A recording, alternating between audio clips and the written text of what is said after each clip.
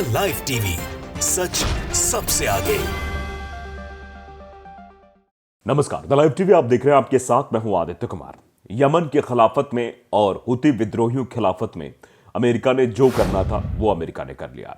चाहे यूएन जाना हो या फिर यह प्रस्ताव पारित कराना हो कि हुती एक आतंकवादी संगठन है, या फिर यह कहना हो कि हम भी आक्रमण करेंगे। यमन पर आक्रमण करके भी देख लिया, यूएन जाके भी अमेरिका ने देख लिया, हर जगह अमेरिका ने जाने की कोशिश की, लेकिन कहीं से भी राहत की खबर अमेरिका के लिए नहीं आई। और अमेरिका के साथ साथ इजराइल हो गए और भी अन्य ब्रिटेन वगैरह हो गए, इन सब देशों के लिए।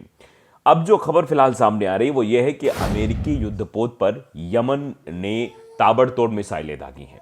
अभी भी यमन जो है वो मिसाइलें दागकर ये बताने की कोशिश कर रहा है कि तुम जितना उत्पात मचाओगे उस उत्पात का पूरा जवाब हमारी ओर से दिया जाएगा। देखिए, अमरीश जर्नलिस्ट हैं, उन्होंने बाकायदे इस खबर को कवर करते हुए लिखा भी है कि यमन का दावा है कि उसने अमेरिकी युद्धपोत को निशाना बनाया। यमनी नेता याहया सारी के भाषण के अंश हैं कि मतलब यारा सारी है जो कि यमन के नेता हैं, वो इस बात का जिक्र करते हुए कहते हैं अपने भाषण में कि हमने अमेरिकी युद्धपोतों को निशाना बनाया है और अमेरिका को यह बताने की कोशिश की है कि अमेरिका कुछ भी कर ले उसको हम जवाब जरूर देंगे। आज अदन की खाड़ी और बाब अल मंदाब में कई अमेरिकी विध्वंसक और युद्धपोतों के साथ झड़प हुई, क्योंकि वे जहाज दो अमेरिकी वाणिज्यिक जहाजों को सुरक्षा प्रदान कर रहे थे। लड़ाई के परिणाम इस प्रकार थे। अमेरिकी युद्धपोत पर सीधा हमला हुआ, दो अमेरिकी वाणिज्य जहाजों को पीछे हटने और लौटने के लिए मजबूर होना पड़ा। युद्धपोतों द्वारा रोकने की कोशिशों के बावजूद हमारी कई बैलिस्टिक मिसाइलें अपने लक्ष्य तक पहुंच गई। रोकने की बहुत कोशिश हुई युद्धपोतों द्वारा कि इनकी मिसाइलों को रोक लिया जाए, इन यमन की मिसाइलों को नष्ट कर दिया जाए, लेकिन ऐसा हो नहीं पाया। यमनी सशस्त्र बलों ने लड़ाई में कई बैलिस्टिक मिसाइलों का इस्तेमाल किया है जो 2 घंटे से अधिक समय तक चली। यमनी सशस्त्र बल गाजा पट्टी में फिलिस्तीनी लोगों पर आक्रामकता समाप्त होने और घेराबंदी हटने तक लाल और अरब सागर में इजरायली नेविगेशन को रोकने में अपने प्रयासों को जारी रखने की पुष्टि करते हैं।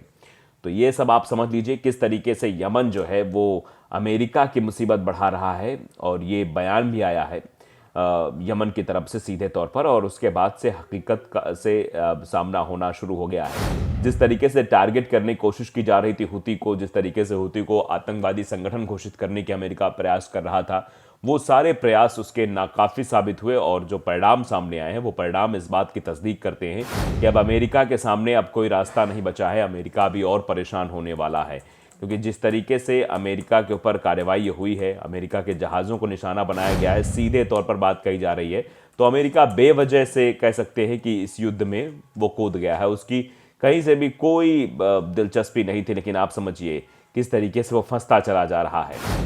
अमेरिका ब्रिटेन का यमन हुती विद्रोहियों के ठिकानों पर हमला, ये हमला करके सोच रहे थे कि हम डरा लेंगे, हम धमका लेंगे, हम थोड़े से हमले करेंगे हुती पर और यमन पर, तो उधर से जो रिएक्शन आएगा वो साफ तो बताएगा। लेकिन अब आप समझिए, यमन पर लगातार हमला किया, हुती विद्रोहियों के ठिकानों को निशाना बनाया। 10 दिन पहले से लगातार ये सब कुछ जारी है, लेकिन अब जब उधर से कार्रवाई हुई है, यमन के हुती ने अमेरिका ब्रिटेन के संयुक्त राष्ट्र कर्मचारियों को 1 महीने के में निकलने के लिए भी कह दिया है। तो हर जगह से तो मतलब मुसीबत खड़ी हो गई है। एक तरीके से आर्थिक तौर पर भी देखें तब भी मुसीबत है, और ऐसे देखें तब भी मुसीबत खड़ी हो गई है। यमन में हुती लड़ाकों का ब्रिटानिया व अमेरिकी यूएन स्टाफ को देश छोड़ने का आदेश, और यह आदेश अपने आप में ऐसे समय में आया है कि वो मुसीबतें और बढ़ाई जा सकती हैं। 30 दिन में यमन छोड़ दें अमेरिका ब्रिटेन के नागरिक, हुती विद्रोहियों ने जारी किया यह फरमान। और इस फरमान के बाद आप समझ सकते हैं क्या कुछ होने वाला है। दरअसल अमेरिका ये सोच रहा था कि उसने हमला कर दिया है, उसने दूसरी बार हमला किया है, फलाना ढिमकाना, इस तरीके की बातें बता रहा था। हुती विद्रोहियों के 8 ठिकानों को निशाना बनाया, 10 दिन पहले 150 मिसाइल बमों से अटैक किया था। आप देख सकते हैं दैनिक भास्कर की वेबसाइट में किस तरीके से आंकड़े प्रस्तुत किए गए हैं। अमेरिका और ब्रिटेन की सेना ने साथ मिलकर मंगलवार को यमन पर हमला किया। बीबीसी के मुताबिक सैनिकों ने हुती विद्रोहियों के कब्जे वाले इलाके पर यह हमला किया।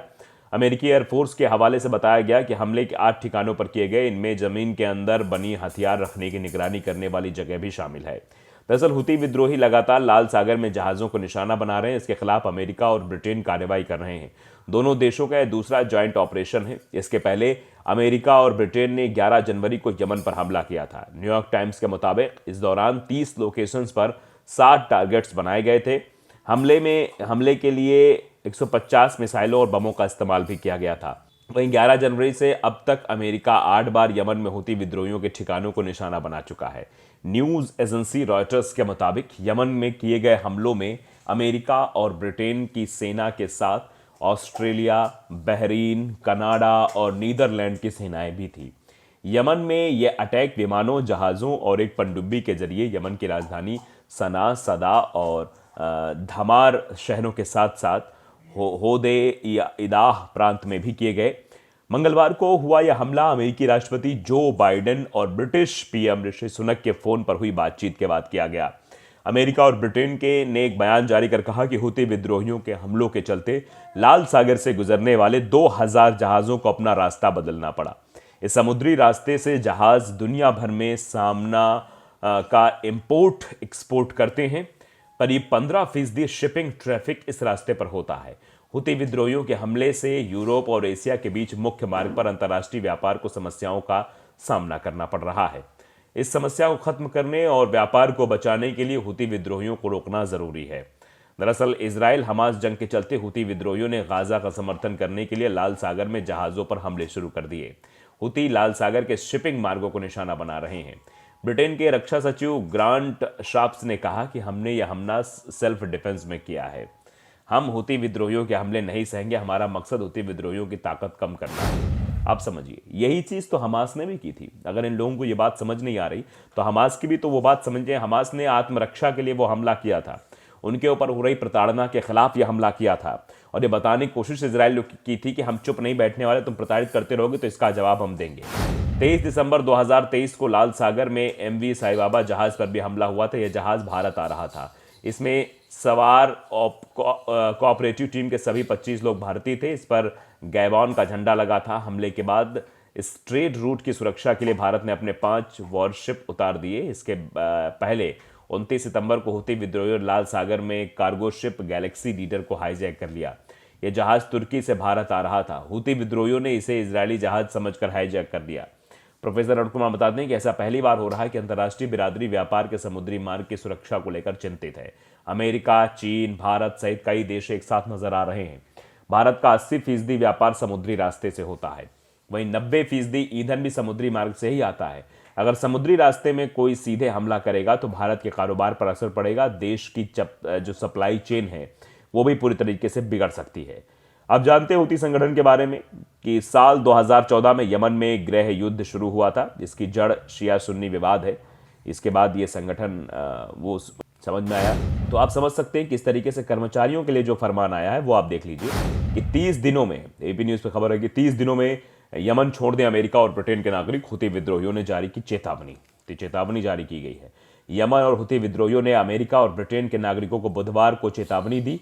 हुती ग्रुप ने कहा कि यूएस और ब्रिटेन के लोग 30 दिन में देश छोड़ दें। हिंदुस्तान टाइम्स ने हुती के हवाले से बताया कि संयुक्त राष्ट्र संघ और अन्य अंतर्राष्ट्रीय संस्थाओं में काम कर रहे अमेरिका और ब्रिटेन के को नागरिकों को 30 दिनों में देश छोड़ने के लिए कहा गया है। 30 दिनों का फरमान आया, 30 दिन में देश छोड़ने का, और ये बात कही जा रही है।